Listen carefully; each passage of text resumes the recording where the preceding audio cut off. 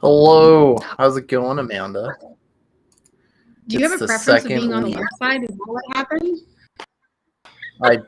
I don't care either. You can put me wherever. We could go top. We could be stacked like pancakes, or we I could was just be. curious I because don't it know. changed like right away. Yeah. Side. How are you? See my puppies? I'm good. You cannot comment on my microwave this time. You can comment on the dogs. You know, I do not see a microwave. So, typically we start the show talking about sports and baseball. I mean, you guys up in Canada, it's hockey season now. Toronto beat the Yankees. I think baseball. Yeah. I think anybody who want to talk about baseball just wants to deny the fact that they actually do something good this year. Just saying. They spanked the Yankees, so. We got a lot of smack from people, and I'm sure I'm still going to get some about how the Yankees, blah, blah, blah. Sorry, see you later. Hey, as long as it's not the Dodgers or the Yankees, I'm happy that the Padres got kicked out now. So that's who I'm rooting for, is not Dodgers, not Yankees. So one of them down, one to go, but be a little harder. So you brought over some pretty awesome guests today. So let's get their thoughts on baseball. Let's bring in the guests today here. Got Mr. Dustin and Miss Jennifer. How are you guys doing today? Not too bad. Good morning. I'm great. Good. So give us your baseball hot takes here, since you had to listen to ours. Oh, geez. I'm a college sports guy. So I actually grew up in Houston, but it was not during the Astros recent. We're not going to go into opinions on how they did it, but the thing that they did successfully. But no, I went to Texas Tech, and we generally have a pretty good baseball team. So college sports are way more fun to watch to me. Professionals, the playing field is a lot more even. I think it's absolutely awesome watching just one guy that is leagues above everybody else dominate on a game. It's a lot more fun to watch. So college baseball here. I think we're going to have a pretty mediocre season, though. We were a really good baseball team, and then the last couple of years, not as much. And I'm from Vancouver, Canada. So we're not a baseball city. We're a hockey city. That's so yeah. But I will say I'm Canadian, so go Jays. Yeah. All right. Well, if you want to give a quick intro, each of you, just in case people don't know who you are. Ladies first, Jennifer. Go ahead. All right. Well, I'm Jennifer Roy. I'm the CEO of Nucleus Networks. We're a Canadian MSP. We operate in British Columbia, Alberta, and Ontario. And I've been in the MSP space for about 14 years. So started kind of my career working, being a support manager at a large MSP, and worked my way through the operations chain to CEO as of January of 2024 at Nucleus. Awesome. All right, Dustin Colander. I hate free time and concentrating on one thing, so I do a little bit of everything. No, I started I've been in MSP space for a long time. First one started off literally as the second help desk person at the entire company. We bought out the founder, sold back in 2017. I own Clear Guidance Partners down here in Austin, Texas. We are a legal focused MSP. I've started to make a career out of seeing everybody run away from something and saying, I'm going to do that. We got about 31 people, I believe, right now. And then kind of continuing that theme in 2021, I said, cyber insurance sucks. I can do it better myself. Started another company called Beltex, and we have our own cyber insurance policy. And then I'm also heavily involved with CyberDrain, CIPP, little app, if you've never heard of it. I do all the businessy stuff, so Kelvin, Ashley, and John can make cool products. And then I basically do nothing outside of work at that point, because I also have 3 kids and no free time. I feel that, man. Well, glad to have you on. And, it's really good that we have you on, because our first story actually talks about insurance. So we need somebody here who knows what they're talking about, because this just seems odd. Self-insure for cyber, I've heard it all. So this person posted they met with a new client, a new prospect today. As we were conversing, the question of cybersecurity insurance came up. The response was, well, we decided to self-insure. The cost just isn't worth it. Interested, I asked for more details, and the response came back to paying a ransom or paying for remediation is cheaper for them due to the compliance and risk to pay for insurance. They basically set up a $250,000 slush fund, and that'll do it. So, Dustin, does it seem like a wise decision here? I think this is one of those things where somebody read something on the internet, didn't understand it, and said, I'm going to go do that too. So the whole self-insure thing is legit. Like, bigger companies do it. It's a real thing. But so to give you an idea, for a company that size, like I saw that too, and I kind of went to look up ballpark rates. Like, they probably would be paying somewhere between 10 and 30,000 a year for insurance, which would give them $1 million, $2 million, $3 million in coverage. So just the way, I get the concept, and they're not wrong there, but the way they're going about it is like completely, the average claim is like $1.5 million now. So that amount of money that they squirreled away on that is not going to help at all. And then especially knowing how cheap the actual insurance policies are. So again, it was one of those, I feel like that was somebody who thought they were very smart, read something on the internet about self-insurance and was like, we're going to do that. We're going to save so much money. Probably not going to work whenever it comes down to it. But the other part of that too is a lot of the stuff that you see in insurance on the claim side is what I'm going to call is preventable mistakes. It's not as much as we all geek out about these threat actor groups and like, here's the latest deep fake and, token hijacking and stuff. The majority of these claims end up being they left RDP open. They had MFA turned off. So running through all the claims that I've dealt with the last couple of years, one of them was a firewall 0 day. Other than that, every single one of the claims that I've seen have been somebody did something stupid on security that they knew better.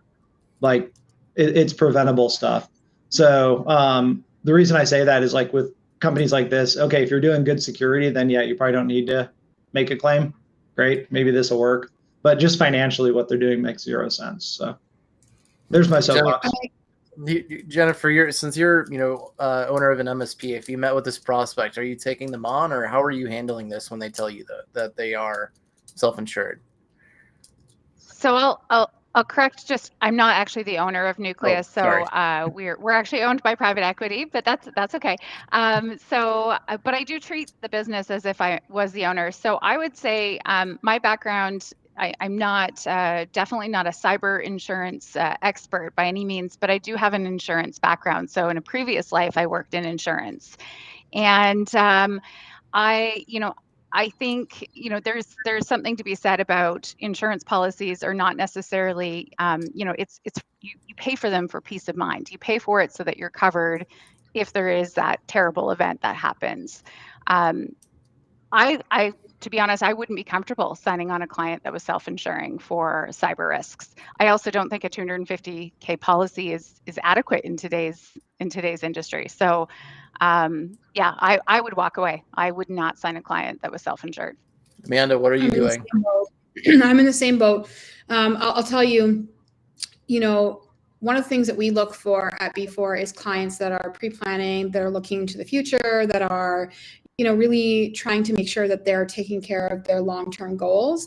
And somebody who's looking for a shortcut in something like insurance, I mean, we all don't want to pay insurance. We don't want to do it, but you have to, right? Like, and I would be really leery of someone like that, because I would be really looking at it like, okay, if you want to take shortcuts here, what else are you going to ask me to take, shortcuts with, right? And to Dustin's point earlier, like I really think, I might have lost it. Okay.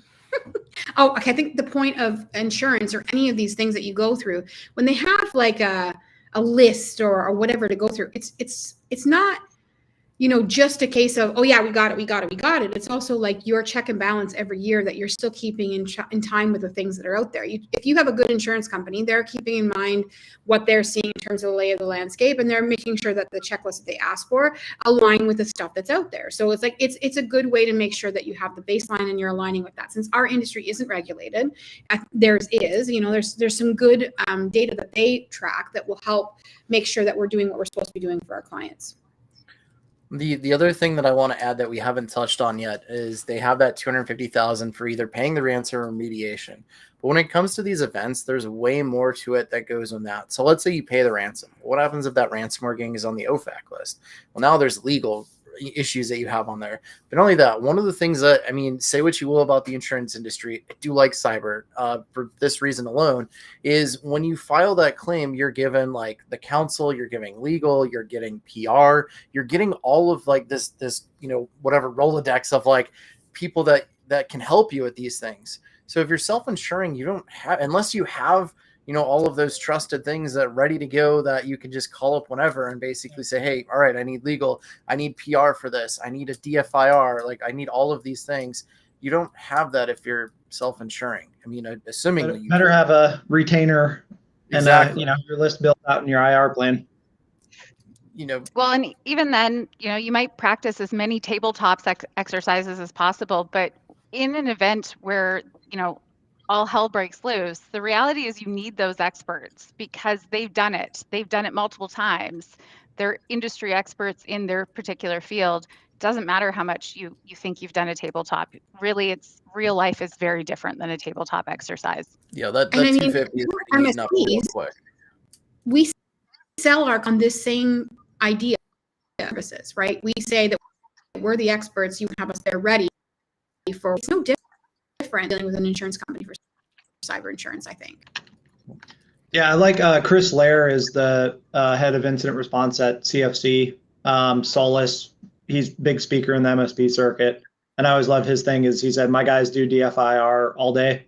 Like if you do it, even once a week, you're still 10% as good as somebody that's doing it all day. It's so specialized. No, I'd say that, yeah. I say that all the time. I do a lot of cyber, for our company. I do training on IR and training on cybersecurity for other MSPs. I won't touch DFIR. I don't know how to. Specialized skill I don't have. That's what Chris's team is for, and that's what you need. Like we can't do it, right? So, I think it just comes down to like Dustin said, hey, I read this and I got it, but they don't know the full story. So. Try to educate them, and if we can't educate them, then it sounds like we're all passing on this prospect. So I liked Amanda's take on it though, where it's they're doing one crazy thing. What other crazy stuff are they doing? I didn't really think about that, but that's you're smart enough to do this. What other really smart things are you doing? Security by obscurity. You might find some fun things, some fun skeletons in those closets. You gotta look for red flags wherever we can find them, right? And there's different kinds of red flags. To me, like client behavior, it's one thing if they don't know better. This shows a level of something more than that, right? Yeah. They changed port 3389 for RDP to port something ridiculous, but it's still open. So. All right, well, let's get into our next story here. So MSPs, do they charge for doing nothing or do they take painstaking work silently? So I'll try to summarize this one quickly here. So I've seen countless threads and comments here mentioning both bad MSPs and good ones. And while many people here discuss their tech stacks, I'd like to ask, what do you think a good MSP should actually be responsible for? To a point, here's this person's take on what they should be responsible for. Hardware, budget negotiations, price performance, evaluation to choose the right hardware, sending RFPs, choosing proposals, cables, etc. Security, so managing backups, testing them, reviewing disaster recovery, onboarding and offboarding users, managing privileges, implementing a security stack, maintaining best practices, training, some software, some technical project management, some help desk, etc. So basically getting your take on what are responsibilities that a good MSP should handle. Let's start with Dustin last time and start with Jennifer. Yeah, so I think a good MSP, I always say it's about partnership. So yes, that's like the table stakes. What's in that email, that's the table stakes. It's Can you build a relationship with them? Can you become trusted that they're going to take your advice, and then they realize what they're paying for is not just you to keep the lights on? So I'm a big, I'm a big advocate of, like, you actually have to have a relationship, have a, whether you call it a client success manager, we call them our service experience manager, but someone that's actually building a connection with the client every month and or week, depending on the size of the client, but really building that relationship. So it's not just, you think about who we buy from in the industry. What vendors do we go and buy from? We buy from the ones we trust and the ones that we have relationships with. Yes, we all want, like, good pricing and all of that, but the reality is it's about relationships. It's the same thing with our clients. So the table stakes are, do you have the right tool stack? Are you being proactive and closing alerts without them knowing? But the reality is you have to actually build that connection relationship so that they don't see you as a cost center, they see you as a partner. Good take. I was just looking at that list. I was just going to say, I was looking at that list and being like, just call me and we want to fix your printers. Come on. It's a lot. So so to the point of, I guess, are they sitting there silently? It's like, I think a lot of them are not sitting there silently, but it's, the whole joke about MSPs being, fighting 1,000 fires kind of thing. I think real world that you look at, the average MSP, I think is like 10 or 12 people, something like that, it does look like it's silent because it's, all right, cool, Josh, I got your company stabilized. I got these tickets done. Now I got to go put out all the fires at Amanda's company while Jennifer's yelling at me because I need to go deal these fires. Like, most of the people in the industry are not very good business people. I don't mean that as an insult, but it's like, we're all, not all, but the majority of us come from, I'm an Active Directory Exchange guy is my background. Like, that's the one thing at my MSP I'm still allowed to touch is they'll call me. I actually get to go fix a domain controller this afternoon, and I'm legit excited about it. But we're all techs, right? Or most of us, at least. So from that standpoint, I think that the perception of MSPs don't do anything is sometimes accurate, because we're really good at the technical stuff. We're not good at the organizational. We're not good at the showing the value. That's where a lot of these guys are not good at selling, is because that they can go and talk technical. The owner doesn't. The client, the business owner doesn't care that you did all these patches and stuff because, well, nothing broke. Like, good job, of course, right? So back to the original question, are they sitting there? Are they doing, in an ideal world? Yeah, we're doing all that stuff. We're doing it really well. We're organized. The client knows, but the real world, I think in a lot of cases, it ends up being, not saying it should be this way, but just the reality of it is that perception of MSPs is because it's, most of the business is reactive. As much as they go in, oh, we do QBRs and we're the most proactive company you'll ever see. Like, you can do that to an extent, but a lot of these companies you can't not offer help desk. Let's put it that way, right? That's like a core component of being an MSP. As much as I would love to, every 6 months I sit down with our executive team and I'm like, hey, we're ready to cut help desk. Like, we offer these really high value strategic services that we can do all this cool stuff for law firms. Everybody looks at me like I'm an idiot. They're like, yeah, but they want somebody to call whenever something breaks. So I think that's where a lot of that perception comes from. Is that guy's post, girl's post, I don't know, but it's perfect. Like, yeah, that's all the stuff we should be doing. But in the real world, a lot of times people are just firefighting. So I think too, it is as your MSP grows and matures, you almost start doing less. Like, you're like, yeah, we're not doing wiring or VoIP or whatever it is, right? You're focusing on you're maybe going after a specific vertical like Dustin and the legal, or you're just doing what really is kind of like you're skilled, so you're able to be more efficient, have a more appropriate stack, and deliver better outcomes for your partners. So yeah, you kind of start like, yeah, we'll take anything and everything. And then you're just like, well, maybe I don't like running cables and everything with that. So whatever's in your MSA is kind of, that's, what you need to be looking at for coverage. Amanda, anything you'd like to add? Oh yeah. You like it when things are controversial a little bit, right? Like when somebody agrees but they don't agree. So Brooke said something in the comments that actually was going to align with what I like to say. I think it's really funny when people go and post a list about what an MSP should have. The only thing an MSP should have is exactly what's in their statement of work. That is what makes them an MSP. So whatever they've said they're going to do, and then they deliver that to the client, will create the trust that Jennifer was talking about. We would all love to say that you need to have A, B, C, and D, but if you make a product and you sell that to clients and you tell them exactly what they're getting and it doesn't include those things, you're still an MSP. You're still good at what you're doing. You're still running a good business. I think people get hung up on that sometimes a little bit about what should be included. I think for me, I'm always going to err, like Jennifer, I'm on the operations side.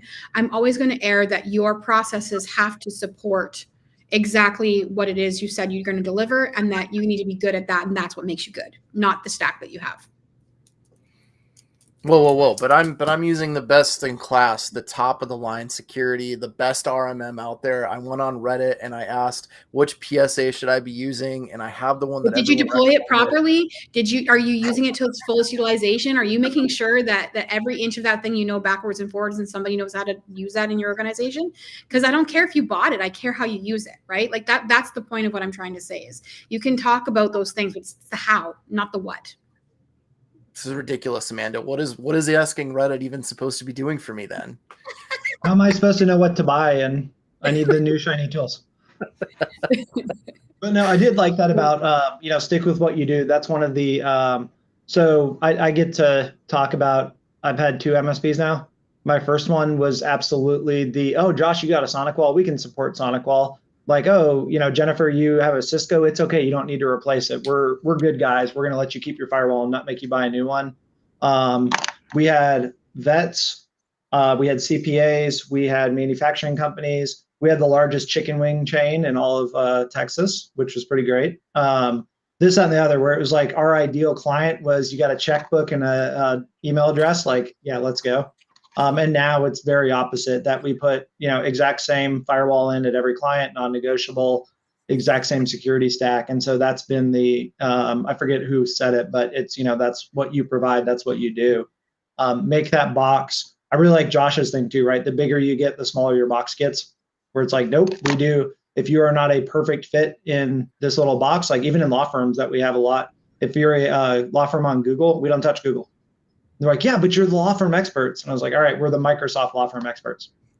But you don't hang TVs anymore, Dustin? You don't want to hang a TV for your clients? That's IT, right? No drills. Hard company rule. No drills, no ladders. Straight up. Yeah, I couldn't agree more. I've worked for small MSPs, and Nucleus is a larger MSP in Canada. We're about 90 staff, and the scope of what we do is much more narrow than when I worked for a 12-man MSP, right? That we did cabling, we did satellite installs, we did point-to-point, you name it, we were doing it, because we really were just trying to build our revenue and build our customer base. But now, we have the liberty of being much more narrow and saying, no, you don't want to comply to our tech stack, or you don't want to comply to what we have, or here, let us introduce you to a partner to build a database for you. We're not software experts. We're not building databases for you. So I think it's really important that you stick to what you're good at. And again, that builds trust. All right. Well, it sounds like I need to take my fleet of IoT fridges somewhere else. You guys can't help me. So let's go ahead and get to our next story here.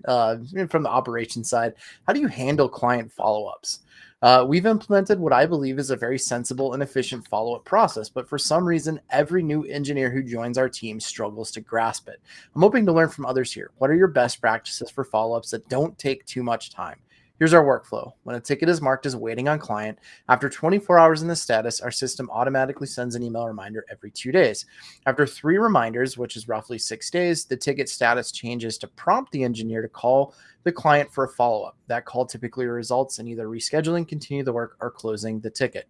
To me, this is straightforward and removes the need for engineers to manually write follow-up emails or call the client. It's designed to save time and reduce friction, but it's not clicking with the team. So, do you like this process, or what can they do better? Amanda, we'll start with you. Because you saw me shaking my head? No, just because it's your turn, but... How enraged by this. I can't even begin to tell you how enraged I am, and that's not even me faking rage. Why are you saying that it's a terrible idea for you all, like blanket across your clients, don't call a client? How do you know that it disturbs them, right? Like, we have client profiles where we say we know some people, because of the nature of what they do, email is better. I won't argue that.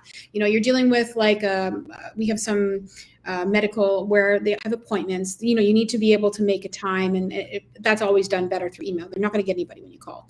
But to blanket say across all clients like that we're bothering them if we call them, to Dustin's point before, like the help desk exists for a reason. People do, especially in this age of AI and whatever. What's the differentiator that we're providing is the humanity. So why would you take the humanity out of it? It literally made me so mad. I signed up to be a tech and to do PowerShell and fix Active Directory, not sit on phones. Like, can we just do some chat support or something? Like, I don't want to pick up the phone and talk to somebody. What is this, 1990? Come on. Why do you want your tickets open for 6 days too? You can actually solve shit if you actually call and right away. 6 days, I can't. The operations girly in me is losing their mind at that stat right now. I'm so glad that Jennifer I am so with you. I'm not a fan of automated alerts. It's noise. People don't read them. They just go into probably a rule in someone's trash can. So the reality is we're not then providing support to our clients if we're just sending automated for 6 days before we pick up the phone. I would lose my mind if that was the process here at Nucleus or any MSP I've ever worked at. Resolution time is the best way to keep your clients. You want to reduce churn, resolution and response time is the way to do it. People will pay more money. They will forgive you when you do something wrong if you are quick and you resolve their issues properly the first time. So I would say, phone call is like the first step. Within 24 hours, you should be calling. We use Time Zest at Nucleus, so we'll send a Time Zest link over to our clients to book a time to actually connect, because then we can meet them where it's appropriate to them. So, they've got meetings at this time, we're not then bothering them. They can book a time that works for them in their schedule for our tech to call them. So that piece of automation, great, but I couldn't even fathom 6 days before someone picks up the phone. I mean, their average age of ticket must be 3 weeks old. Yeah, I did not expect you to be triggered by that part out of the whole thing, Amanda. So I love you even more for that, because that was the part. All the rest of it, I'm terrible. Amanda hears me say this all the time. I'm just crap at operations. I'm not. That's like my least strong point. But that was the part where I was just like, why would you say not? For us working with a lot of lawyers, they actually do like to be called. Something like 40% of our tickets end up being resolved or worked out on a phone call, because lawyers like to talk on the phones. But it's Ashley Cooper and I always talk about meet people where they are or where they want to be. Where it's like, if you want to do, we have a thread for the chat support. We only have 3 clients that use it. That's not a knock against Thread, but if you got a bunch of crusty old lawyers, they don't want to use the newfangled chat. I just want to talk to somebody, right? So to the point of, and Josh, you said about, you're going to love, this is, may give you an unintentional segue, but one of the things on, I'm an engineer, I want to write code. We are very tier 1 heavy, and we hire people out of retail because they're fine talking to people. Like in retail, you have to interact with human beings. You can't just sit there and write a script to deal with it. So from that perspective, meet people where they want to be. We offer chat. We have one client that uses it extremely heavily, but for the most part with our clients is they want to pick up the phone. They want to talk to somebody. We got standing meetings coming out the ears because that's the way that law firms work. So that was my sole take. All the rest of the stuff, I was like, I have lukewarm opinions that probably aren't even good. But that part of it, I was like, yeah, pick up the damn phone.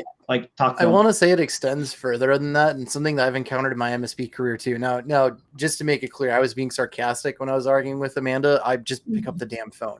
And where I'm going with this is it's not just for the client. You're like, you try to escalate something and you're getting vendor support and you're like, I can't contact him. Well, what have you tried? Well, I've emailed, I've ran the chat. Like, just pick up the damn phone and call. It's not that hard. Like, there's so many times that I just had to, just wanted to say that or just do it.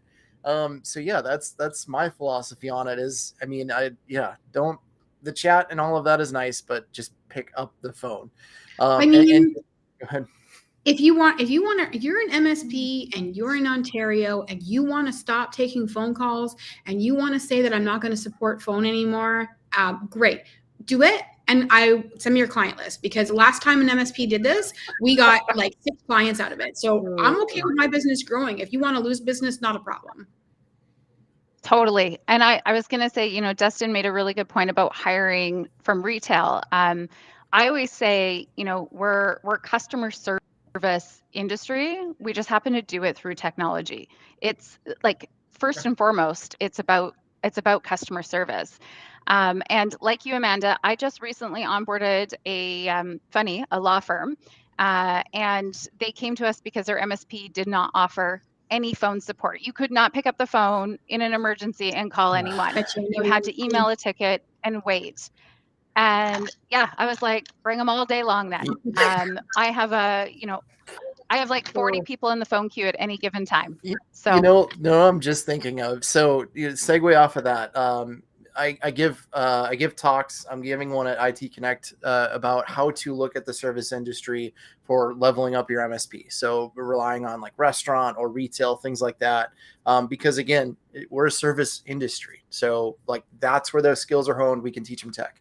And I'm just thinking, I'm like, the last couple of times that I've like gone to fast food, they don't have that front counter. You can't talk to them. They want you to use their like ordering kiosks. So like maybe I need to find like retail now instead of like, oh, because you can't order off of the kiosks. Like maybe I gotta like rework how I do drive-through people. Losing that. Drive-through people are great. Yeah, I mean, I've hired a lot of bartenders and sit down. It always ends up being our favorite waiter at our favorite go-to like happy hour place. Yep. That we're finally, I can sit here and name like, oh yeah, this guy Logan and Duan and so on and so forth. It's a great. I mean, 100%. That's in my talk. Like you hire a good server, a good bartender, and they'll immediately be impactful to your MSP. So, go service industry. So something you said a second ago, Josh, with calling vendors. So there's like that running joke of that, this meeting could have been an email. That made me think. I was like, these 20 support emails could have been a 5-minute phone call. Pick up the damn phone. That's right. So that's what you've learned from this story. Pick up the damn phone. All right. So this one comes to us from the next story comes to us from the sysadmin subreddit. So Bob quit, now step up. So can't be the only one in the situation. Working for a very large IT firm for the past 20 years. I've been doing all kind of things, but one thing is always the same. As I transitioned to the storage team, there was Bob and a junior responsible for the storage stuff. I learned fast. I'm quite good, but I'm not Bob. I don't have all of the knowledge. Some people just have it. No amount of studying will get you there. But Bob quit and is leaving in 1 month. So I told management, hey, you got to find another Bob. And their response is, there's no Bobs available in the market. We'll promote a guy from the service desk who's hungry to learn, and you are now Bob. This is a terrible choice. I don't have the knowledge and I can keep it afloat, but I think we'll be not in a great place because we don't have Bob. So does your MSP have a Bob, and how do you handle when Bob leaves, or how do you prevent there from being a Bob? Dustin. I can start. Yeah. All right. Well, there we go. I was at my first MSP was Bob. It became one of our unofficial company values was Dustin doesn't scale. So that it's very deep-seated, emotionally damaged thing for me. But it goes back to earlier when we were talking about, make sure your MSP doesn't become Bob. That's that box, right? And I think that's where a lot of these smaller MSPs do stall out, is they have a Bob. A lot of times I think it's the owner that, generally if somebody's starting a business, they're pretty intelligent. They're able to pick up a lot of stuff, that then it becomes tribal knowledge, or they can't afford to pay somebody else to learn it, that sort of thing. So because Bob doesn't document. I think that's 60 to 80% of it. But as you get into more advanced things, to where the reason I brought up the box is that you have these things that are these fringe. We just onboarded a client and we're dealing with the stupidest thing, that the old MSP had them inside their own Duo tenant, meaning the MSP's Duo tenant. So they have a bunch of weird connections and stuff set up inside of Entra, where it's just like, okay, technically it's possible, but we've brought in several other friendly MSPs to just kind of look at it, and everybody's like, what the hell is this? Why would anybody ever set it up this way? Like, it's some super fringe stuff. Like, you shouldn't deal with that, right? Bob could figure that out. And we actually did end up having a shout out to Brandon Martinez, He's the one who finally pieced the 3 things together. And we have to go to Duo support because they had a custom something for that. Just stupid stuff all around. But it's like, that's why you stay inside that box. If you build that box, you build out the processes and everything, you don't need a Bob. And I think that's where a lot of those get into. You're over engineering it, you're over complicating it, or even worse is you're just saying yes to everything the client brings up, even though it's a bad idea that you can't and or should not be doing. So I think that's a big Bob preventative from there. And then the other part though, for that person that got promoted, you can say no to promotions. Like, I don't know, I get there's more money on it sometimes, but it's like, I know I'm going to burn out. I know I'm going to fail. I know, like, just no, I'm not accepting this. You got to hire somebody else. And then at least it's still adjacent your problem, but it's not directly your issues. So it's good advice. Yes, I was gonna say we have I would say we have a handful of Bobs at Nucleus. And I think a big piece, like Brooke nailed it, like documentation. So you have to create a culture of documentation and a culture of accountability so that if Bob leaves, you can celebrate whatever move Bob's making in his career versus going, we now have this huge liability because Bob left. And there's certain roles that, I would say, and I'm going to say beyond just like a technical expertise, that are harder when they leave an organization. And that's the reality. Is maybe it's a culture champion, maybe it's somebody that knows a specific technology, maybe it's just legacy. I mean, I'm very fortunate here at Nucleus. We have employee 1 and employee 2 still with us. So we've got 20 years of tenure on a couple of our employees. I've got more than a dozen people that have been here over 10 years. So I'm really fortunate that I have, like I said, a lot of Bobs. But we created this culture where documentation is important and having redundancy and a succession plan for everybody is important. So, and like Dustin said, you can say no to a promotion and maybe, they feel like if I don't do it, who's going to? Nobody's going to, or there's more job security if I become Bob. There's probably a lot of reasons for them to want to step up in that. That could be monetary, it might be more, but the reality is I think you can have Bobs. You just need to make sure that you've got processes around those. all right, come on, Amanda. I think Brooke has a lot of Bobs at her MSP, just guessing from the comments. I've been in that position actually. And I think more to the technical side versus just the idea of, whatever. I'll share one of the stories I shared in one of my talks for Roost Talk. We had a Bob who took care of our RMM and was the only person who took care of our RMM. And this is the danger that you run into with this kind of stuff. They figured it out on the fly. They were put in that position and then they made it work. So we thought. And then we come to a client downtime and found that Bob took all the alerts that they once had on and turned them off.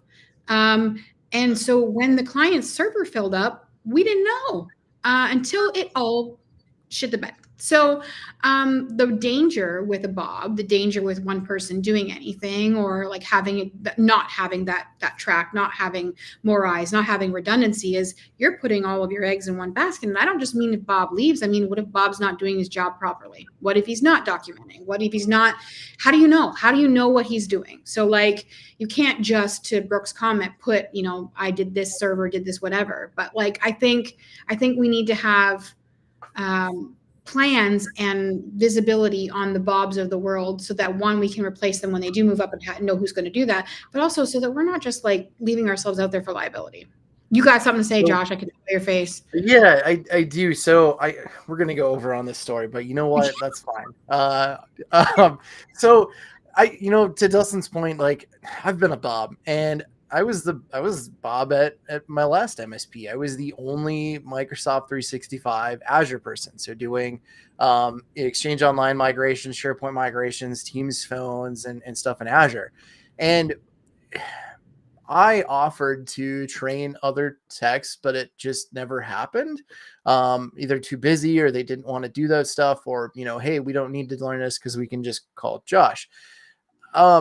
So in that point, Brooke and we all said, yeah, you need to document, but you can't really document something that you just kind of need to learn as a tech. So how could have Bob like handled that, or how could have, Josh handled that a bit better previously? I mean, it was nice being the guy to go to, but obviously like it wasn't the greatest thing to have happen. I'm gonna jump in here first because I think this is to the planning perspective. So I'll do a plug since it's not great if Dustin does it, but I'll do it. So CyberDrain does CTFs. Your team should be doing CTFs. Like, you need to do it across the board. I know that Jennifer uses empath. Like, you don't have a plan for training, then you're already in trouble, right?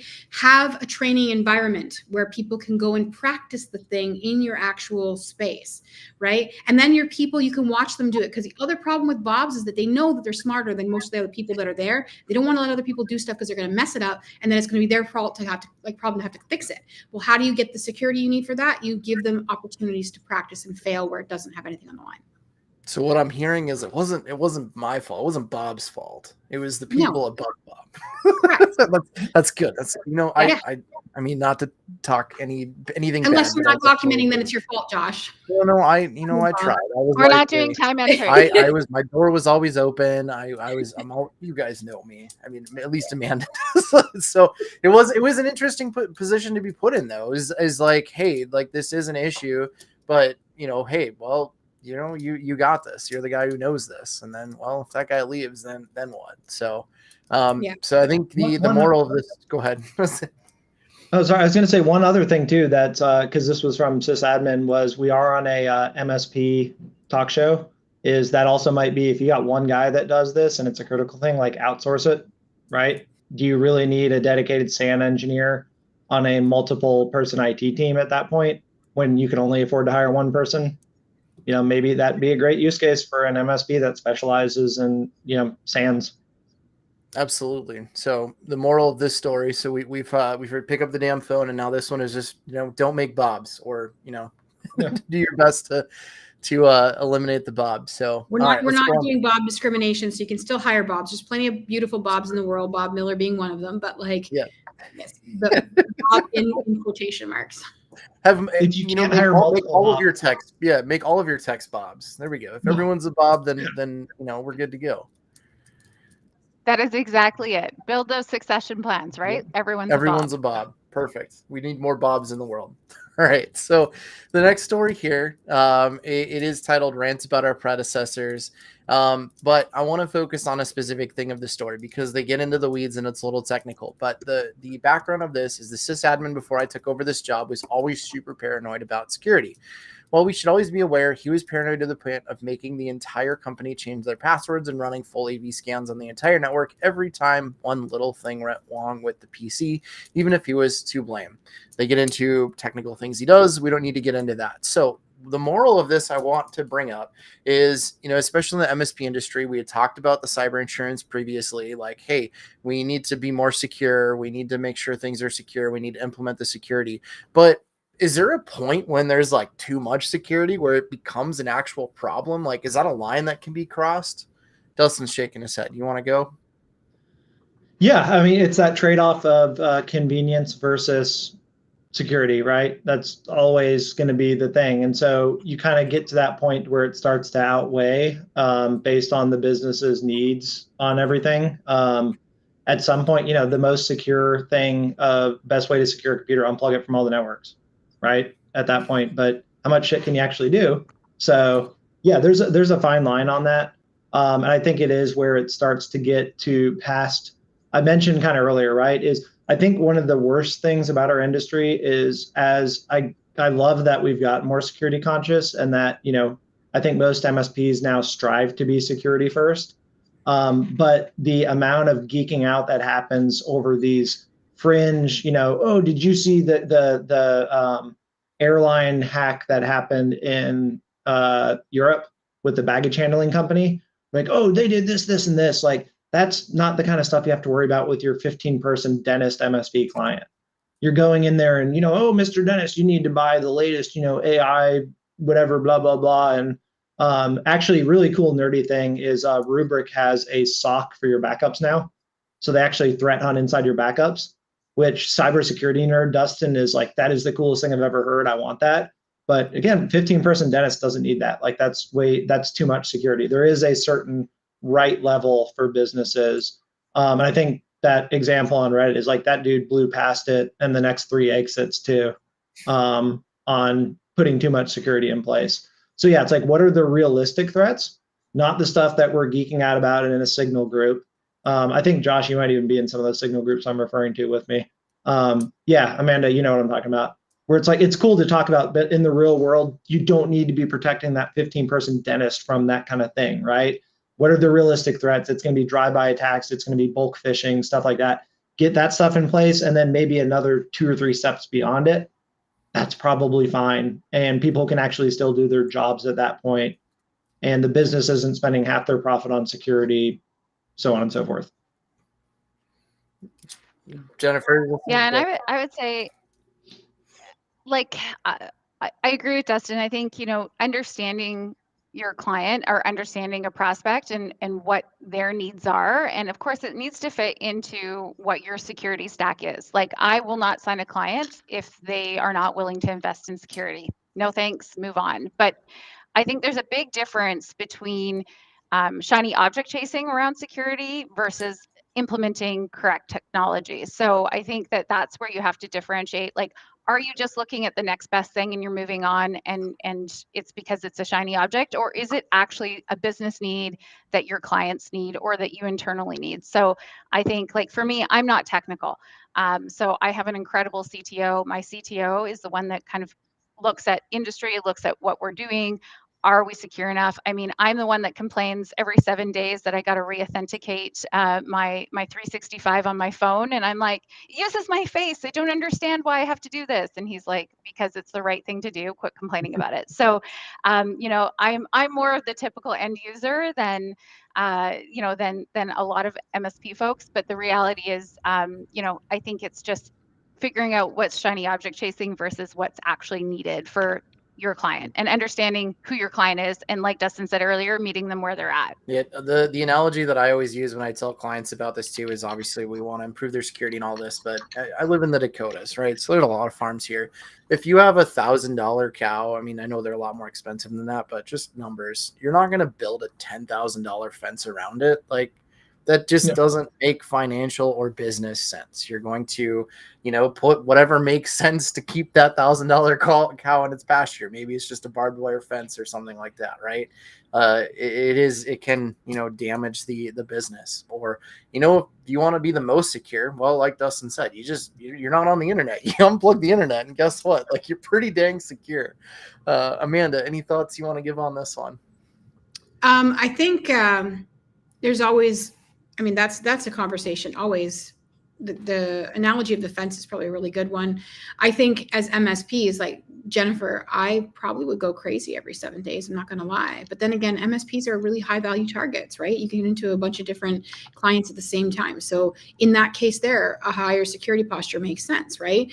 But dentists or whatever, like if they have client data or they're like how they're storing things, like there's so much you can do to make things like the low-hanging fruit less low-hanging, so to speak, before doing things that interrupt the client and change their entire behavior. I feel like we probably need to just stop going, well, it's boring, I don't want to do it because it's boring, or I don't want to just talk about this because it's boring, and only look for the sexy stuff. Like that's what Dustin's saying when he's talking about all these like things that are coming up in the chats, because it's easy. You point to a news article or something that's happening that's topical, and you can use it to try and create certain, levers, not necessarily fear, uncertainty, and doubt, but just also like educating your client because it becomes relevant to them. But I don't know. I feel like that usability, if people just walk away from the computers altogether, because it's what happens sometimes. They're just like, I don't want to use technology for this at all. Then we risk our relevance, right? So like we have to be careful how we approach it. Yeah, you're net negative to the business at a certain point from too much security. Yeah. I always say to your point of like the unsexy security, the most unsexy thing you can have and build is a documented incident response plan, business continuity plan, disaster recovery plan. they're boring. They're not sexy at Less all. sexy is Holy hell backups. do they help? They help so much to have. It is like it increases your maturity level so much to do those. So, all right, perfect. Well, we are out of time for the last story. We might save that for another time, but thank you guys for coming on. So now it's the best part of the show. You guys get to plug whatever you want. So, Dustin, what do you got? Oh, geez, I was not prepared for this. I get to plug whatever I want. Fast, easy insurance. We got our own MSP policy. Not in Canada. Sorry, Amanda. Sorry, Jennifer. But seriously, this was like my crowning achievement in insurance after 5 years. We've had, out of every quote we've done the last 4 months, we have had the best rates and best coverage except once. And application is less than 5 minutes online. Woot. Woot. Also, shouldn't you talk about some new thing that you have with CyberDrain too? Oh, we always have new stuff. We have Cow is our new warranty lookup product. So we couldn't do open source, unfortunately. So we did the next best thing is we have a free version. So like this is for Dell, Apple, HP, stuff like that, warranty lookups for devices. 250 devices or less, it is completely free to use. You just go in, you register. Otherwise, unlimited devices, $69 American per month. Unlimited devices, we don't have salespeople, so you couldn't talk to them if you wanted to anyways, month to month. And then we also built out, Jennifer, you were saying beforehand, you were just in Amsterdam recently. I was in Rotterdam back in August. And so we decided to do a hackathon and release Check, CHECK, free browser add-in. It's on the Chrome and the Edge store. Detects 365 phishing pages, and it is pattern driven. So it's not calling back to a database of bad anything. Is we're looking for all the fun little stupid things that people try to do with the 365 phishing pages. We found one the other day. Whenever it loads, it starts to spin, like the dialog boxes where it asks you to enter its username and password. The hackers screwed something up on their CSS code. So you literally, as soon as you start to try to type in your username, it starts spinning. That was a fun, weird one. But it looks for things like that and then flags it and blocks those login pages. So completely free community. It's open source, so we have people contributing on it. Last I looked, we've had 28,000 installations so far in the 3 weeks we've released it. So I got all sorts of fun stuff going on. It's awesome. I got something. I got a webinar coming up. In my new AVIC hat, we're trying to put out content that's more like educational focused. So we're doing a joint webinar with Hoodoo, and we're going to talk about documentation because it's one of my passions. So super excited about that. And I think they're going to throw the link up. So come register. The link is just released today. Did a lot of work to make this happen. The things you don't know about what happens behind the scenes, let me tell you. But yes, very excited to do this. Love the people at Hoodoo. So looking forward to this. All right. Awesome. Well, Jennifer, I was not prepared for this, so I will just say really quickly. So I will do a plug for GTIA's GWIT, which is Global Women in Technology. So for all of our women that are watching this, our powerhouses in the women in tech industry, GTIA, we have a GWIT. It's a group of women that meet and talk about strategies and how to get more involved in the tech space. We do office hours and webinars. We published a book recently, so that will be my plug. Is if you're not a member of GTIA, check out their website, gtia.org, and for all you women, come and join our monthly office hours. Super awesome community. Awesome. All right, for me, I always will plug IR Game. So we have the free game at the end of every month. We're a legit company now. So if it is something that you want to run as an MSP or for your clients, please let us know. Contact Bob Miller or myself. I can get you in contact with Bob as well. But cannot recommend that enough if you have not gone through an IR Game. And then as far as events, we have the IT Connect Global, the first week of November coming up in 3 weeks. I believe Dustin's speaking there. I'll be speaking there. Amanda, are you speaking there as well? I'm going to be at a booth. I'm going to be for MSP Geek. Come find me at the table and join that. Amanda will be there. Jennifer, are you going to join us three? I will be awesome, there. Bro. Perfect. So all of us are going to be there. Come hang out with us. Woo. Additionally, we have Channel Pro next week in Maryland. We have Kaseya Connect in Chicago on the 16th. We have seven-figure MSP Live event out in Florida. We have TMT Q4 Producers Club in Tennessee at the end of October. And as always, the IR Games. All right. That is our show. Thank you guys so much for coming on. It was fun. Jennifer, it was great to meet you. Always good to hang out with Dustin and Amanda. So thank you from MSP Community Live. We'll see you next week and have a great weekend. Bye, Thanks, guys. everyone. Thank you.